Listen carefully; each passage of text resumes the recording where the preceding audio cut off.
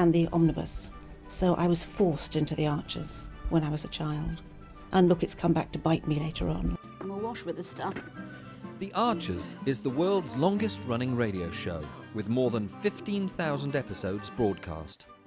Despite being a rural flavour show, The Archers is recorded in the heart of the UK's second-largest city, Birmingham. You know how sometimes in a really close community, everyone seems to be almost bumping into each other all the time? Oh, definitely. And tiny things can suddenly feel huge. Exactly.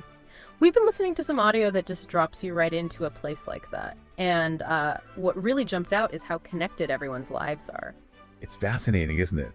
Just these little snippets of conversation, someone needing money, someone talking about a job, but they immediately show you the vulnerabilities. Yeah, and the way everyone depends on each other, for better or worse. Right, you hear about money problems forcing these really tough choices. And family helping out, but maybe sometimes too much. Or creating friction, yeah. And then there's this sense that things that happened in the past are still, casting a shadow. So our mission here in this deep dive is to really tune into those moments, try and pull apart the threads, understand what's driving people, the underlying emotions and needs. Let's start with the money stuff, because that comes through loud and clear. Okay, so Lily and Rex. It's not just about playing cricket, is it? No, not at all. There's clearly some history there. Lily's really pushing him about payments, something about keeping someone called Linda quiet. It feels precarious. Yeah, definitely fragile. And then she tries to get him onto the cricket team for Freddie's sake. But Lex is just blunt. Super blunt. I just can't afford to commit to cricket every Sunday if it means I'm earning nothing. Boom. It really hits home, doesn't it? How basic economics can just sideline things like community sport. Well, and look at Lily's reaction. She immediately goes to loyalty. What about loyalty? What about standing by Freddie? Right. She's pitting community spirit against his need to, pay his bills. Which makes you think, what are the rules in a community like this? The unspoken ones about who supports whom and how much can you actually ask of people? It's that constant juggle, isn't it? Wanting to belong, wanting to help out, but also needing to survive yourself. And Rex isn't totally shutting the door. He says maybe occasionally, if it fits his work schedule. So he's trying to find a balance, but he's drawn a line based on the money. Exactly. And it's bigger than just Rex, right? It suggests that if people are struggling financially, the whole community fabric feels the strain. Can those bonds hold if basic needs aren't met? Good question. Let's shift over to Peta. She's staying with Nick's relative, kind of laying low. Yeah, but she clearly wants out.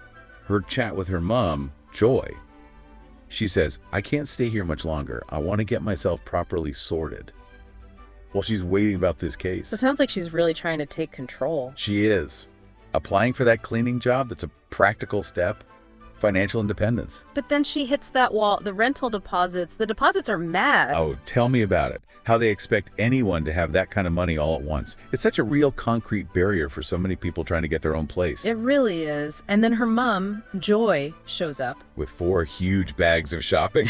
Classic mom move, right? Just a few little bits. Totally. But Peta's thought before that I can't be having my mom turn up with bags of groceries forever. That says it all. It really does. She needs the help, you can see that. But she's desperate to stand on her own feet. That tension between needing support and craving autonomy. Exactly. And Joy's support, even though it's coming from a good place, probably just highlights Peta's dependence right when she's trying to break free. Yeah, that's tricky. And then bam, Rex pulls up as Joy's taxi driver. Whoa. Talk about awkward. And Peta immediately mentions her bail conditions. Right. So that tells you straight away there are restrictions on who she can interact with, probably where she can go. Yeah. Adds another layer of complexity. Definitely. Those legal issues are obviously limiting her life within the community. And Joy's little chat with Rex, mentioning the new manager starting at Gay Gables. It just shows how information zips around, doesn't it? Everyone knows everyone's business, almost. Which loops us back to the past, and specifically, Joy's daughter, Relle. That seems to be a massive source of tension. Oh yeah, you feel it bubbling under the surface. Joy mentions visiting Relle, trying to understand her side. Says Relle thinks she did the right thing, but she feels bad about it. Complicated. Doesn't sound like there's an easy good guy, bad guy situation. Maybe not for Joy, but Lily sees it very differently. Oh, Lily's reaction is intense. Your daughter lied to him, manipulated him, and put him in really serious danger. She is not letting it go. No way. Yeah. The anger towards Relle, and by extension towards Joy, it's Right. raw. She even says Relle might as well have planted a bomb there. Wow. That really shows the level of hurt, the feeling of betrayal, that the community welcomed her, and then this happened. Especially the impact on Freddie. It feels like the community's kind of split, taking sides. You see it when Rex spots Joy on the phone to Relle in the shop. Yeah, that awkwardness, and Shula overhearing and basically judging Joy for not showing enough shame. Right. Joy even acknowledges that some people are kind, but with others, she just has to weather the storm. That must be incredibly isolating. Tough position to be in. But Joy does give these little updates on Relle. She's a bit lonely, but busy gardening. And then Ush's comment cuts right through the gardening will look good if she goes to court. Oof. So legal action is definitely still on the cards. Seems very likely. And what was interesting was Joy saying Usha really pushed Relle to do things right, and that there's still money owed to Usha. So Usha was involved behind the scenes, maybe trying to guide Relle or mediate somehow. Possibly. It adds another layer, suggesting maybe Usha tried to manage the fallout or influence the outcome. And there's a financial element there too. And Lily's still worried, isn't she? Worried Rex will mention seeing Joy and PETA. Yeah, that lingering suspicion, like any little bit of information could set something else off. The past just won't stay buried. It really hangs heavy. But, you know, amidst all this tension, there are these other moments. Like Alan and Pat, talking about the rosemary in the children's garden. Yeah, for the church. That felt like a little pocket of normalcy, community life carrying on. A nice counterpoint. It shows that life does continue, traditions are maintained, even when there's conflict swirling around. And then their conversation about Peggy, her passing. A very different tone there. Recognizing her importance.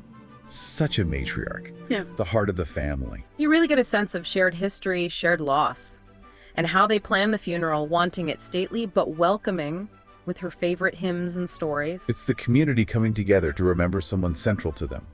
A shared ritual.